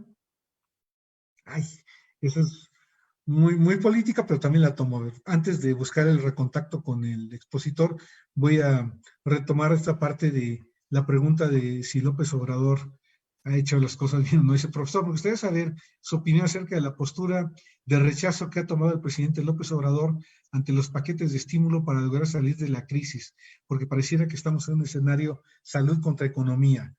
ay, es una dura aseveración, pero tiene mucho de cierto. O sea, el problema es que en los mecanismos de salud nos vamos a enfrentar a la obligación. Si ustedes vieron las gráficas finales que presentó el doctor Armando Pérez, él habla mucho de una nueva articulación del trabajo. Dice, hay que formar un hábito distinto para poder trabajar en sistemas que van a enfrentarse constantemente a un contacto con el virus. Y me acuerdo mucho de lo que pasó, por ejemplo, en las armadoras de autos en la región del Bajío y en Aguascalientes, ¿no? Las que están en Silao y las que están, la Nissan que está en Aguascalientes. Se plantearon programas para crear una nueva cultura del trabajo. De hecho, están en eso, están ahora, ¿no? En donde cuando el trabajador llega, se le realizan pruebas, se le hacen test, trabaja solamente con ciertos grupos, buscando sobre todo tener un control sobre el rastro epidemiológico que existe en la probabilidad de contagio y controlar los factores de riesgo. Eso, si ustedes lo ven, es reorganizar el modelo de trabajo totalmente. O sea, hay que reorganizar esos modelos de trabajo y por supuesto que eso implica cambios totales en la estructura de las empresas. Yo creo que de parte del gobierno tiene que haber mayor sensibilidad. No solamente estoy hablando del recurso de meter dinero, ¿no? Que es un poco una resistencia ideológica comprensible en un régimen como el actual. O sea, dar dinero siempre genera se te escama la piel, ¿no? Porque dices, ¿qué va a pasar si estamos aparentemente tratando de salir de esquemas que sí proporcionaron demasiados recursos al sector privado que a lo mejor no tuvieron control y todo este discurso sobre la corrupción? Pues lo que va a pasar es que si no decidimos estructurar otros programas con vigilancia, con una observación clara de para qué se destinan, vamos a tener pésimos resultados también. No podemos solamente ahora cancelar esa parte de la ayuda que van a necesitar todas las estructuras económicas del país. Y creo que necesitamos pasar a un punto de mucho más concertación y mucho más consenso y menos pugna y lucha. ¿Por qué? Porque lo acabamos de ver hoy en la mañana y ayer en la noche veía la reacción de los gobernadores de esta nueva agrupación federalista. Y los vamos a tener todo el tiempo. Y muchos de sus argumentos hay que escucharlos con calma. Al igual que hay que escuchar a estos gobernadores, hay que escuchar a los grupos empresariales, hay que escuchar a todos los componentes de una sociedad plural para poder construir una política mucho más abierta. Y yo creo que el dilema entre salud y economía es un dilema en el fondo falso. Tenemos que armar esquemas nuevos para enfrentar los problemas de salud y esquemas consensados para salir del problema económico, ¿no? Eso es una de las cosas que creo que tenemos que tener muy, muy claro, ¿no? Después aquí hay otra que me dice, ¿sería conveniente concientizar a la ciudadanía sobre el hecho de si han dado positivo y si así sea el conocimiento para prevenir que no se siga fomentando la discriminación? Bueno, eso es cierto, ¿no? A ver, cuando te enfrentas a un mundo desconocido, o a un virus desconocido como el que tenemos ahora, sobre el cual todavía hay muchos interrogantes, lo que estamos viendo en el fondo es que en efecto hay un cierto rechazo para aquellos que han ya contraído la enfermedad. Y esto paulatinamente se tendrá que ir venciendo. Justamente con el doctor Armando platicaba en esta plática muy larga que tuvimos antes de esta conferencia, sobre lo que él me decía como una preocupación grave del sector salud. Dice, es increíble que cuando nosotros como médicos llegamos a algún sitio, le tocó ir a varios lugares y observar esta discriminación contra los médicos, dice, te encuentres en este panorama, dice, llegas y la gente te ve como un probable foco de contagio. Incluso ha ocurrido en muchos sitios que los han apedreado, no les han permitido subir al transporte público, etcétera. Esa es la otra parte, la contralectura que a veces no hacemos de lo que te estás enfrentando. Igual ocurre con los ciudadanos que ya algún día tuvieron el virus y que parecen ser, digamos, como rechazados de la sociedad. Me recuerda en buena medida lo que pasó en su momento con el virus del SIDA, ¿no? Que todo el mundo empezó a rechazar a probables poblaciones de riesgo. Otra vez, es aprender a convivir con un virus nuevo, es aprender a crear una nueva realidad y tenemos que vencer esas inercias, porque de lo contrario vamos a tener no solo una sociedad fracturada, sino una sociedad en la cual este tipo de crisis se conviertan en crisis aún mucho mayores. O sea, ya tenemos bastantes divisiones como para todavía inventarnos una nueva y generar este tipo de respuestas que a mí me parecen deleznables y además altamente peligrosas, ¿no? Hay una pregunta de la doctora Mónica Velasco, por cierto, la saludo. Hola doctora, ¿cómo están? A mí me preocupa el comentario, con el comentario anterior, que algunas personas actualmente no pueden recibir atención de salud o inclusive pueden ser discriminadas a no tener empleo y despedidas por haber tenido COVID y no hacerse pruebas, y el acceso a las pruebas tampoco es tan fácil y los costos también representan un problema.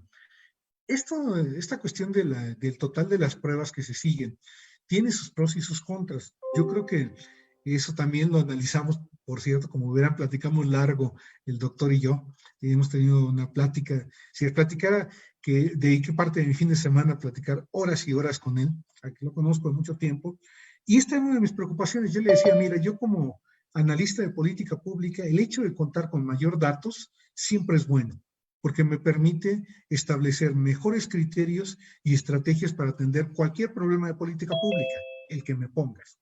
Y en contraparte él me decía, es cierto, pero el problema es que aquí tú vas a tener datos y todavía no tienes adecuadamente diagnosticada la enfermedad como tal y los efectos. Entonces las correlaciones de tus datos hay que repensarlas 2 veces. Me explico. Ejemplo muy sencillo. ¿Cuántos de estos que han tenido la enfermedad van a tener inmunidad y por cuánto tiempo? Todavía no existe un criterio único para determinarlo. Ese es un problema. Si yo pudiera decir en la población el promedio de inmunidad después de haber contraído el virus es de 3 o de 4 meses, tengo un rango en el que me puedo mover. Si el conjunto de factores que tengo no me permite decirlo, el hecho de que cuente con la información se vuelve importante, pero no vital en la creación de estrategias nuevas. Ese es un punto crítico. Para otras cosas sí, dice, por ejemplo, si tú ves un país como Nueva Zelanda, puedes hacer claramente un seguimiento de un contagio y entonces sí haces el seguimiento de todos los contactos que tuvo. Y como son pocos los casos que tienes, eso te permite aislar la probabilidad de que la pandemia se vuelva mucho más problemática. Dice, pero cuando hablas de un país, y esto también, por ejemplo, a mí me parecía muy importante como México, piensen solo en Tijuana, la cantidad de interacciones que tienes cruzando la frontera, es imposible llegar a un control de ese tipo. Por tanto, el dato sí te ayuda en ese momento, pero es imposible trazar un seguimiento a los millones de ciudadanos que pasan diariamente la frontera, porque muchos viven en México y trabajan allá, ¿no? Entonces, de hecho, es la frontera con más movilidad del mundo, ¿no? Entonces, tú dices, bueno, ahí sí ya se vuelve problemático y tienes que saber entonces qué datos son los más importantes unos sobre otros, ¿no? Aquí dice otra pregunta. Ayer leí una nota de Milenio que hablaba sobre que detectaron problemas para leer o procesar cierta información en personas recuperadas de la enfermedad. ¿Sabe algo al respecto? Aldo, si recuerdas justamente una de las cosas que comentaba Armando Pérez era que hoy se empieza a ver la enfermedad como una enfermedad sistémica. Ese es el gran problema. Todavía no podemos determinar qué tanto ese efecto es producto de la enfermedad como tal o de una comorbilidad que tenías anterior. ¿Cuál es la relación más directa? O si en el largo plazo vas a tener efectos neuronales graves. Decía el doctor, primero lo vimos como una enfermedad respiratoria, después respiratoria y de aparato digestivo, y ahora lo vemos como una enfermedad sistémica.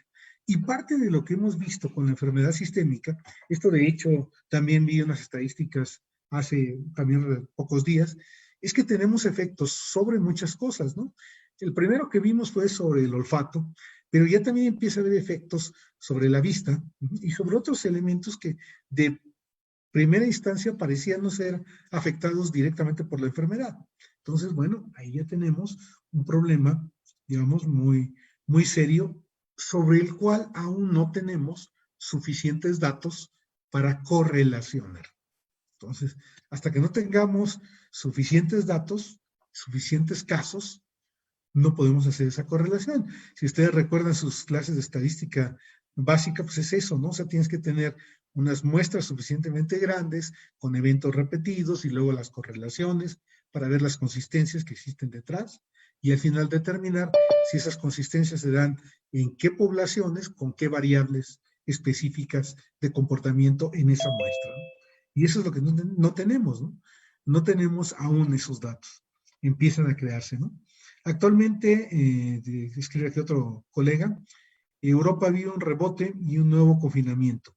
¿Qué se espera de México en el futuro? Chispas. Yo creo que el problema de las políticas que podemos seguir tiene que ver otra vez con la economía, ¿no? Ante esta pugna que tenemos, que CEPAL colocaba como dato duro, si tenemos en México más del 54% de nuestros trabajadores en la informalidad, estamos fritos, ¿no? O sea, es imposible mantener confinamientos de muy largo alcance.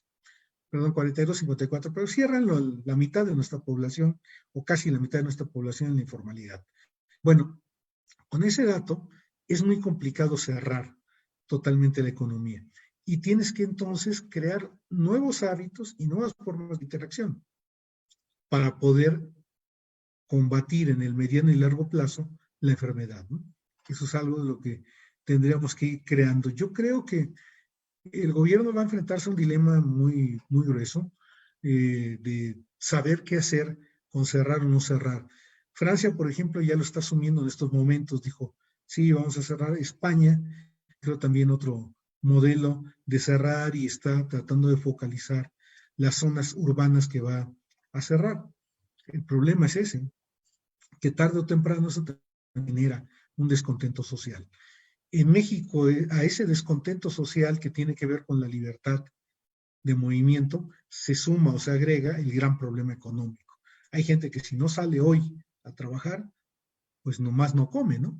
Entonces te estás enfrentado a un problema muy, muy serio en términos de cómo reincorporas a esta gente a la economía y a la vez tienes un control sobre los resultados que puede tener esto en términos de un crecimiento de la curva en la pandemia. Yo creo que la solución no va a ser sencilla. Yo lo que veo, esta es una opinión personal, es que aquí va también a contar muchísimo los gobiernos a nivel estatal, ¿no? Porque a nivel estatal se han tomado medidas muy distintas a las que teníamos en el nivel federal. Les pongo un ejemplo, ¿no? Antes de que el gobierno federal siquiera declarara que iba a ayudar a quienes habían tenido COVID-19, ya gobiernos como el de Hidalgo había planteado por parte de Omar Fayad el otorgarle dinero, y lo ha hecho, a los enfermos que han tenido COVID. Entonces, eso lo hizo antes el gobierno estatal. Y no solo es ese, hay otras iniciativas a nivel local que han apuntado en el mismo sentido. Entonces, vamos a tenerlo en el futuro, políticas diferenciadas. Bueno, ahora que ya tenemos nuevamente al doctor Armando Pérez, voy a retomar alguna de las que me parecía muy provocativa, ¿no? Me preguntaban sobre la vacuna, las vacunas y los efectos. Y un poco lo que platicaba aquí era que justamente el fin de semana tuvimos una conversación muy larga y hablábamos de este riesgo de las respuestas que todavía no podemos saber cuáles van a ser. Lo decías con mucha claridad hace un rato, Armando, no tenemos todavía suficiente información sobre la enfermedad para saber qué es lo que va a pasar, ¿no? Cuáles de esas vacunas van a funcionar o cuáles tratamientos van a funcionar y que además basar la estrategia en esperar que eso va a solucionar todo puede ser equivocado, que más bien debemos empezar a plantearnos, y recuperaba tu última lámina, no una nueva normalidad, sino una normalidad mejor, que va a ser obligadamente distinto a lo que estamos acostumbrados, pero que va a tener un impacto sobre estas sociedades, ¿no? Entonces, aquí te traslado la pelotita y te pregunto, ¿tú qué opinas de esto, no? Porque yo sí Mira, creo que las vacunas no es tanto la solución, ¿no? no, claro que no. Ni la vacuna ni el tratamiento, volvemos a lo mismo. Es las medidas preventivas que tenemos que llegar. Te voy a platicar las experiencias en salud pública que de alguna forma a nivel mundial nos han enseñado que si bien las vacunas han salvado miles de millones de vidas, el desconocimiento de la respuesta inmunológica a todos los niveles también nos ha hecho cometer errores como seres humanos. Caso concreto, a mí me tocó iniciar el Sistema Nacional de Vacunación en 1990. Ya se venía dando desde antes, pero organizarlo como CONAVA, Consejo Nacional de Vacunación. Y en 1990 pensábamos que prácticamente había vacunas que se tenían que poner una vez en la vida y después ya, adiós. De repente, en el 2003 o 2004, si no me equivoco, empezó a haber una serie de muertes de adolescentes por difteria en Rusia, pero caían como moscas. ¿Y por qué difteria? Si estaban vacunados. Y ahí nos dimos cuenta que la respuesta inmunológica a la vacuna solamente duraba hasta los 15 años. Y es lo mismo que ahorita estamos empezando apenas a aprender. No podemos confirmar absolutamente ninguna situación que tenga que ver con la respuesta inmune y mucho menos con las vacunas. Te voy a dar otro detalle de las vacunas, por ejemplo. Hay muchas personas que dicen, si tienes gripa no te vacunes contra la influenza. Pues no, eso no es ningún, no debe de ser algo que nos impida vacunarnos. También nos dicen, si eres alérgico al huevo no te vacunes contra la influenza. Pues tampoco. Que hay diferentes situaciones que se deben de tomar como profesionales. Por ejemplo, si la gente es alérgica al huevo, se tiene que poner la vacuna contra la influenza en un área de urgencias por si tiene una reacción. Más no dejársela de poner. Porque es más costoso que tenga influenza a que tenga una reacción alérgica al huevo.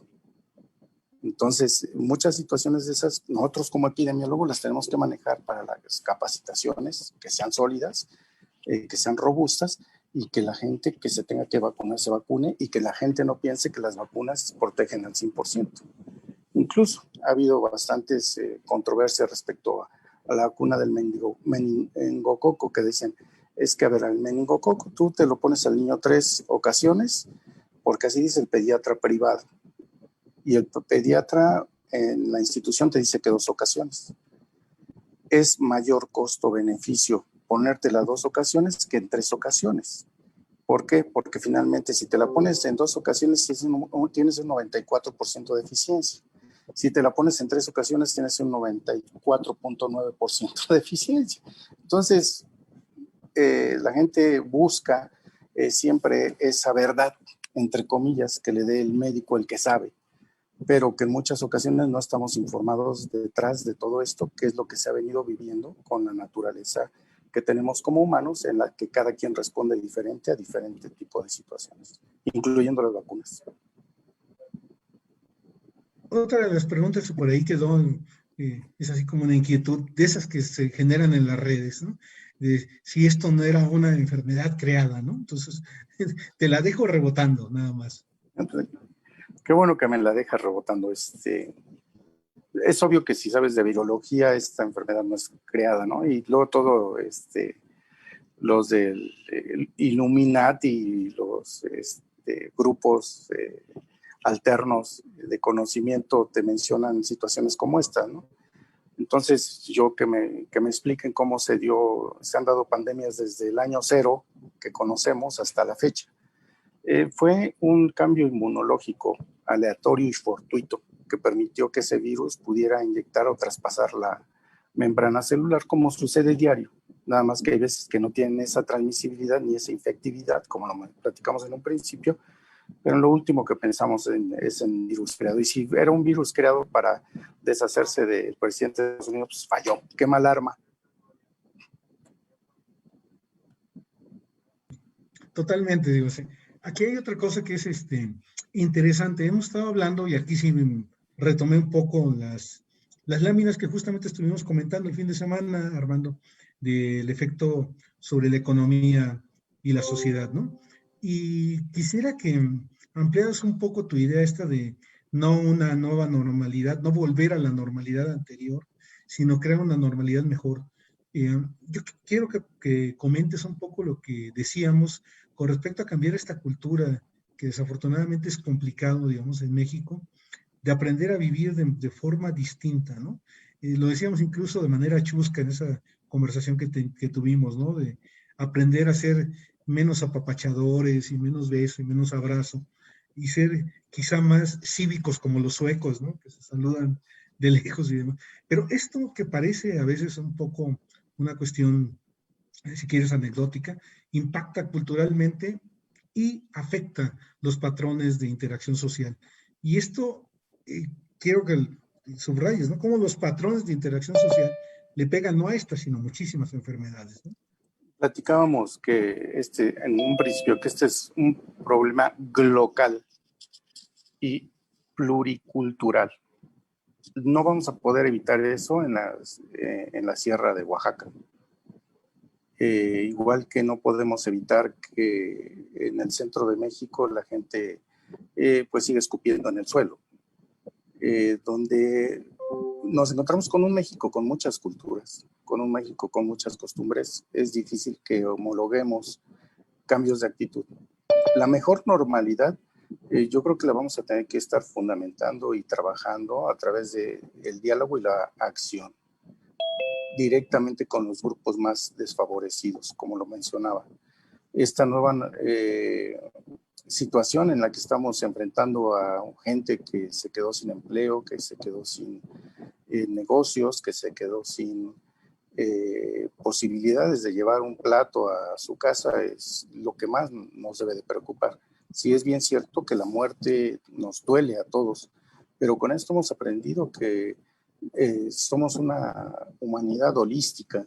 Por donde le quieras ver, nos pega todo. Lo que dejemos de ser uno, nos pega todo. Y aquí parecería como el efecto mariposa, pero sin embargo el efecto mariposa, recordemos que se basa en la física y ahorita lo estamos viviendo más que nunca.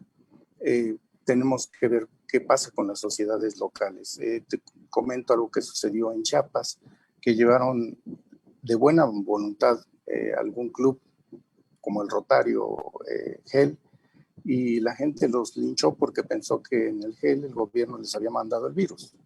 Entonces, situaciones como esta tenemos que estar sopesando, y no es que la gente haya sido mala o buena, simple y sencillamente ellos tomaron la información como muchos de nosotros la tomamos de los medios de comunicación y las traducimos de acuerdo a nuestras creencias, temores y costumbres. Y eso pues nos va a llevar a que tengamos que alinearnos a las creencias, actitudes y costumbres de la gente y a los temores de la gente para poder localmente hacer políticas diferenciadas que nos permitan llegar a donde queremos llegar, que es esa civilidad que tú mencionas. Justamente ahora que conversaba un poco con el público, también les comentaba lo que pasó con los médicos, ¿no? Cómo algunos médicos han sido golpeados, apedreados en el servicio de transporte y vistos como si fueran la fuente de contagio y no la solución de estos problemas, lo cual en el fondo habla de una necesidad urgente de reconstruir nuestra sociedad más basada en los acuerdos que basada en las distancias y las pugnas. Así es. A ver, me gustaría que ya un poco para ir cerrando esto, no sé si habría más preguntas. La dinámica ha sido interesante, lamentamos que sí te cruzaron algunas cosas. Pero te estuve escuchando, bueno. Y fue excelente lo que estuviste mencionando. Me pareció bien alineado a lo que platicamos. Sí, de hecho fue parte de lo que habíamos conversado. Un poco mi visión es una visión, si quieres, más de analista económico, administrativo y social, pero coincidimos porque un poco me acordaba de esas discusiones sobre política pública que hemos tenido largas y tendidas, y quisiera exactamente lanzarte una pregunta que es prácticamente una provocación, ¿no? Y que de hecho alguna gente en el público lo decía, ¿no? ¿no sientes, voy a aprovechar incluso que aquí tengo algunas preguntas hechas, que el gobierno mandó algunos mensajes, varios, tampoco podemos hablar del gobierno en general, pero hubo varios mensajes que retardaron la acción preventiva? Si estamos diciendo que ante esto nos queda, me acordé de atención primaria de la salud, de los determinantes sociales de la salud, que hemos también trabajado en otra ocasión tú y yo, esta clase de cosas requieren que el gobierno alinee muy bien sus mensajes, ¿no? Y los mensajes de parte del gobierno, desde mi punto de vista, no fueron necesariamente los correctos. El no impulsar el uso de cubrebocas o despreciar esta idea de la sana distancia. ¿No crees que retardó un poco la probabilidad de atacar de frente el problema con mucho más celeridad al principio y que incluso ahora está generando algunos problemas de política pública muy serios? Mira, eran cuestionamientos que se tienen que ver dentro de un panorama global. Por eso presentaba la gráfica donde hay las muertes y los enfermos. No todos los países tuvieron la misma política, no todos los países tienen el mismo control sobre la población. Y te voy a decir algo, si se tuviera un control sobre la población mexicana, se diría que es fascismo. Y ahí lo pongo sobre la mesa, porque la situación es que, como mencionamos hace rato, cada rincón de México es un México con una cultura diferente. Cada rincón de México tiene ideales y ideologías diferentes. Cada rincón del mundo, si nos vamos a esa faz, tiene ideas totalmente diferentes. En México quizá la gente solamente piensa en cubrebocas y en distanciamiento, pero no piensa en lavado de manos. O en México, por el tipo de política flexneriana que traemos en la mente, todo el mundo piensa en medicina de última generación y en el aparatito que va a permitir que respires sin pulmones para salvar vidas. No es cierto. O sea, tenemos que integrar todo y usar todo lo que esté a nuestro alcance para no enfermar. Te comentaba, quien no se ha enfermado ahorita, desde que empezó la pandemia hasta este momento, es que está haciendo las cosas bien. De alguna forma. Quien identifica dónde se infectó y qué hizo mal, también está haciendo las cosas bien, porque por lo menos eso le está ayudando a reforzarse a él y a los otros. Pero que echemos la culpa al gobierno para poder definir si hubo un retraso o no un retraso en la actitud preventiva que deberíamos de haber obtenido desde el 2007, que fue 8, que fue la pandemia de influenza y que deberíamos de haber estado conservando. Esta es otra pregunta. ¿Por qué no lo seguiste haciendo? Si ya sabíamos que eran las medidas para prevenir todo el problema. Y sin embargo, lo que sí tomamos fue otra vez actitud flexible, de la que comúnmente nosotros llamamos una normalidad, y pues para qué lavarme las manos, para qué usar cubrebocas, para qué distanciarme de la gente, si ya pasó el problema de aquella época, pero ahora nos estamos enfrentando a uno muy similar, nada más que con una tasa de mortalidad mayor. Reinicio audio.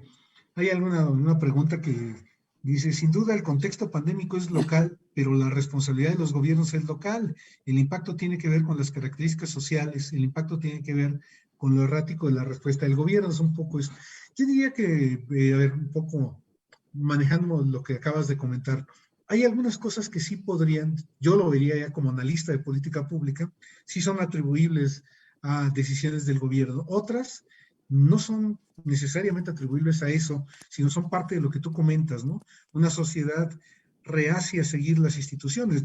Si vemos las cifras que ofrece, por ejemplo, Latinobarómetro, si hay un país que se niega a obedecer las reglas y las normas, es este país.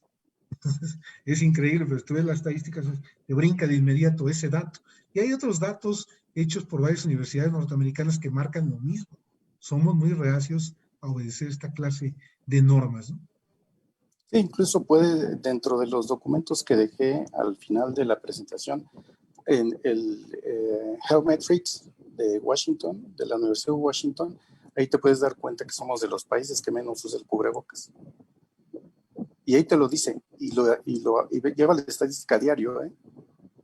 Uh-huh. Y no hemos cambiado, a pesar de que tenemos más muertes, menos cubrebocas usamos, menos lavado de manos tenemos, menos distanciamiento social hacemos. Uh-huh. Bueno, creo que casi, bueno, hemos completado un diálogo interesante. Quedan en el aire, creo que muchas preguntas. Yo en lo particular tendré algunas de carácter muy técnico, pero voy a quitarme la tentación de hacerlas y voy a dar una repasada a las que ya teníamos como preguntas clave más o menos definidas desde antes. Creo que casi todas las hemos contestado, te las coloco y yo creo que vamos a ir rebotando cuáles ya están cubiertas y no, ¿no? La primera era, dada la falta de información sólida sobre la evolución de la enfermedad, muchas de las afirmaciones sobre la atención al paciente son básicamente especulaciones. En este contexto, las medidas preventivas son la única estrategia, entre comillas, segura ante un repunte o rebrote. Y la pregunta era si el confinamiento era una alternativa casi obligada para una sociedad como la mexicana. Si esta sociedad se niega a aprender nuevos patrones o le cuesta tanto trabajo, digamos, replantearse sus formas de vida, pareciera ser que confinarlos va siendo una de las opciones más útiles. Entonces, opinión rápida. Yo creo que confinarnos no es la única forma. A lo mejor ni siquiera a este país le caería bien el confinamiento obligatorio, porque dime, ¿cómo entonces la gente tendría para comer? Hablamos del 50% de gente que tiene que salir a la calle a atender un negocio. Pero también hablamos de que se va a exponer a morir. Entonces, la disyuntiva es, ¿qué es mejor? ¿Dejar de comer o morir por COVID? Sí, es cierto. Y esa, de hecho, era una pregunta que quedó ahora que recogíamos desde el chat, si era una tensión entre salud y economía. Yo decía que más bien es un reaprendizaje para construir una nueva economía con otros criterios de salud. Y eso es complicado, pero es lo que hay que plantearse. Hay que crear nuevos esquemas. Me acordaba de la pirámide de tu presentación, en la que tenemos que aprender a trabajar y a interactuar de modos distintos. Así es. Pero tenemos que buscar cómo coincidir y hacer que esas cosas al final casen suficientemente bien.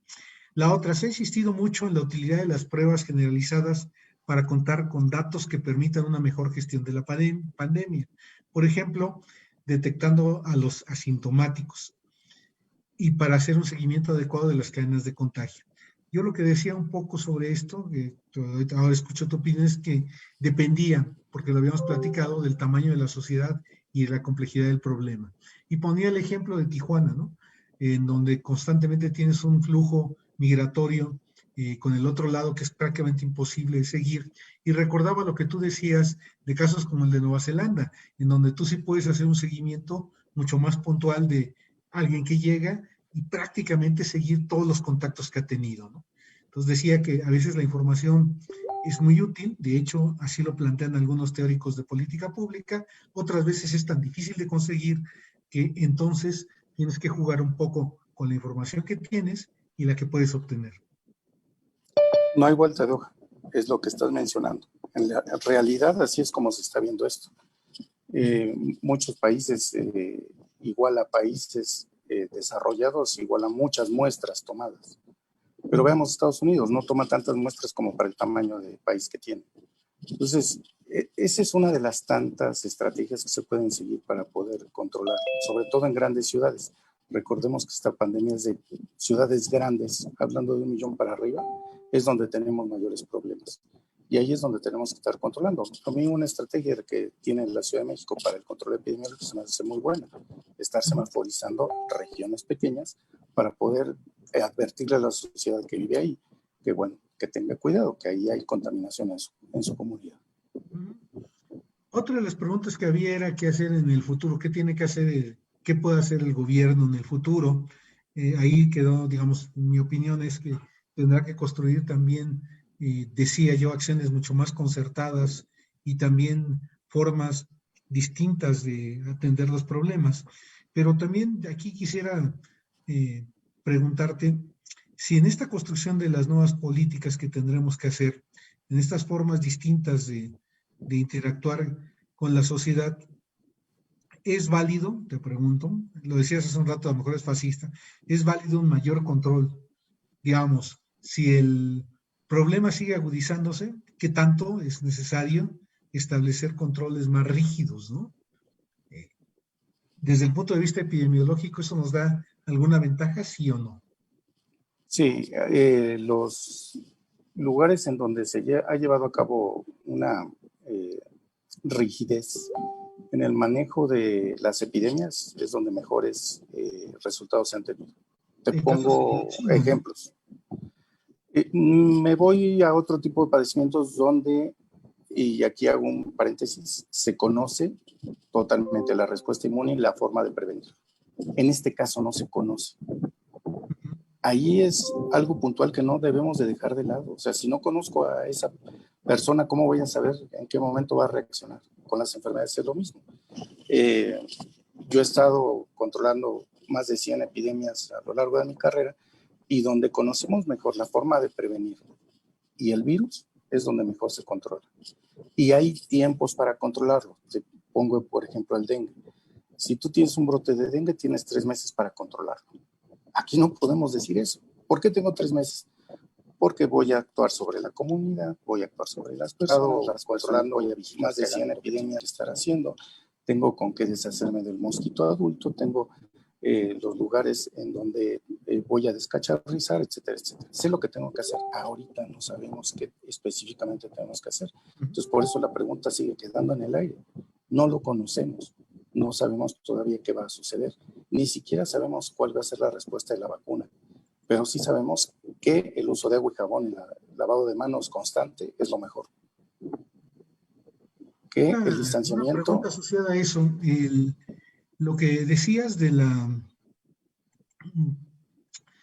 o lo que comentamos de esto, ¿qué nos espera en el futuro? O sea, realmente ya sé qué hacer. Estamos haciendo escenarios y los escenarios al final de cuentas dependerán de variables que podremos o no controlar. Algunas de ellas quizás se den, otras no. Pero en ese futuro que tenemos ya enfrente, más vale que, si tuvieras que ponerlo así en esos términos, más vale que nos acostumbremos a, ¿qué agregarías tú? A prevenir la enfermedad a través de acciones básicas. Punto. Y las acciones básicas, distanciamiento, uso de cubrebocas y sobre todo lavado de manos. Sobre todo. La otra, que tiene que ver con la vacuna. Aunque tengamos vacuna, tenemos que tener claro que eso no es no es la solución ni la panacea, y que además, no, porque también lo preguntan varios aquí en el chat, es probable que tengamos, esto me lo habías comentado, que tengamos pues cosas que no esperábamos. Por ejemplo, vacunas que funcionen parcialmente, o lo que tú decías, ¿no? Inmunidades que no duren mucho tiempo, en fin. Y todo este escenario nos va a obligar a pensar en que esto no se acaba en el 2021, ¿no? Vamos más adelante. Les invito a ver el cuadrito primero de la presentación donde están las pandemias y verán que duran años, muchos años. Muchos años. Eso me gusta, digamos, porque es muy claro, pero no es esperanzador. Y siempre que colocamos argumentos de este tipo, a mí me gustan mucho porque son muy realistas. A muchos no les gustan porque son poco populares, ¿no? Pero bueno, es hacia donde va el asunto. Y nuevamente, ¿no? ¿Qué ves? Esta es una pregunta muy... Ya sé que lo que vas a contestar, pero ¿qué ves más cerca, el tratamiento o la vacuna? Veo más cerca la vacuna. El tratamiento, no creo que los medicamentos o sales, que hay más de 50,000 sales en el mundo que no han dado resultados, ni tampoco la medicina alternativa. Y así te lo defino claramente dentro de lo que tiene registrado la OPS y la OMS, no ha dado resultados. Entonces, no me preocupo por el tratamiento. Solamente el 2% va a ponerse muy grave. Prefiero ser de los que no se enfermen, llevando a cabo acciones preventivas. 50,000 sales, eso es impresionante, ¿no? O sea, y ninguna ha funcionado, ¿no? No, ninguna. Eso es duro, pero bueno, ok. Ahora, bueno, me gustaría, ya para ir cerrando esta plática que ha sido bien interesante, creo que nos extendimos un poquito. Lamento mucho que, bueno, se nos cruzaron algunos cortes. Aproveché mucho ahí para colocar dudas y preguntas más vinculadas al tema económico y de políticas públicas, pero me gustaría escuchar tus conclusiones. O sea, yo tengo las mías, voy a tomarme la libertad de comentar una o dos, pero antes de eso quiero escuchar con mucha atención las tuyas, ¿no? Ok, primero, que la visión que tenemos que tener y cambiar es a la prevención más que a la curación. Punto número 1. Punto número 2, mejorar nuestro entorno ecológico a través de mejoramiento de la vivienda, mejoramiento de nuestro trabajo, del mejoramiento de las condiciones sociales, que también nos corresponde llevar a cabo. Si queremos un cambio, por lo menos manifestarlo, si es que no está en nuestras manos operarlo. Y por último, este es un trabajo social, este no es un trabajo individual, ni de alguien que va a llegar y va a poner como la cura del cáncer que hace tanto se está esperando. Es un trabajo social y así debemos visualizarlo. Esta nueva forma de ver la vida, esta nueva forma de educar, incluso a los niños, pues tiene que ser permanente. Y tiene que ser permanente para bien. Yo colocaría entre las conclusiones que ante un problema de este tipo, la forma de construir las políticas públicas nuevamente tendrá que repensarse. Y eso nos va a obligar, lo dije ya en mi exposición anterior, a crear puentes y no destruirlos, a pensar en políticas de largo plazo y no cortoplacistas de soluciones que solamente nos van a conducir a problemas aún mayores. Si queremos pensar en un México que genere desarrollo, que cree crecimiento, más vale que empecemos a pensar en estos acuerdos conjuntos globales. Y con eso contesto también algunas de las dudas que tenían varios de los participantes. Es un acuerdo que tendrá que pasar por lo político, lo económico y lo social, en donde el factor que cruza todo es una crisis sanitaria, pero la crisis sanitaria tiene esa expresión. Tiene expresión económica, tiene expresión política, tiene expresión social. Tenemos que solucionar esos problemas y plantearnos un futuro distinto que pasa por construirnos como ciudadanos diferentes y después plantear alternativas que van a tener que pasar por procesos complicados. La solución no va a ser sencilla. Sería, si lo podemos poner en una frase, la solución no va a ser sencilla ni en lo político, ni en lo económico, ni en lo social. 2, esta solución va a tener que revalorar lo económico bajo programas que planteen, lo dijeron varios de los participantes, apoyos por parte del gobierno, pero también una construcción de una realidad laboral distinta, que tú planteabas en tus láminas, ¿no? Una realidad laboral que va a obligar a las empresas a pensar cómo deberán crear sus nuevos procesos productivos basados en estos criterios distintos y haciendo conscientes a sus trabajadores de qué estamos enfrentando. Y quisiera cerrar con algo que creo que es medianamente esperanzador. Recuerden que toda crisis, las crisis económicas son así, también estas crisis de carácter social y de salud, van a generar opciones nuevas. Y esas opciones son en las que tenemos que pensar. Y más que bloquearnos en ya llegamos hasta aquí, ¿no?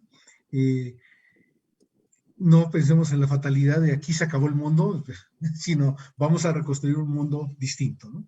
Entonces, con eso cerraría. No sé si habría de parte de los demás algún otro comentario. Quedaban por ahí algunos volando, por ejemplo, si esto también generaba nuevas oportunidades, decía la doctora Mónica Velasco, para nuevos sectores de energías alternativas o incluso de salud. Y yo creo que sí, en efecto, creo que tenemos que pensar esas alternativas. Así y bueno, es. iría yo cerrando esa parte. ¿Algún comentario extra, doctor Pérez? Creo que podemos comentar muchísimas cosas, pero esperemos que lleguen más comentarios y poder contestarlos personalmente.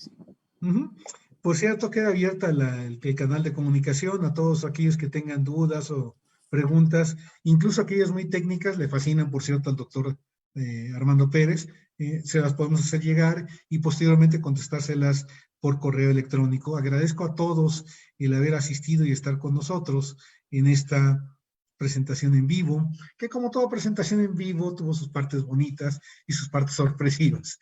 Bueno, reitero mi agradecimiento y seguimos en contacto. Los conmino a que nos acompañen en varias de las otras mesas en que vamos a discutir temas tan interesantes como las Smart Cities y cosas por el estilo, que ya están programadas dentro del Facebook del departamento. Por cierto, reitero nuevamente el agradecimiento al departamento, como siempre, por empujar e impulsar estos espacios de debate. Muchas gracias y muy buenas tardes. Nos despedimos. Los participantes quedamos todavía conectados un rato. A los demás les damos las gracias. Muchas gracias a todos y muy buenas tardes.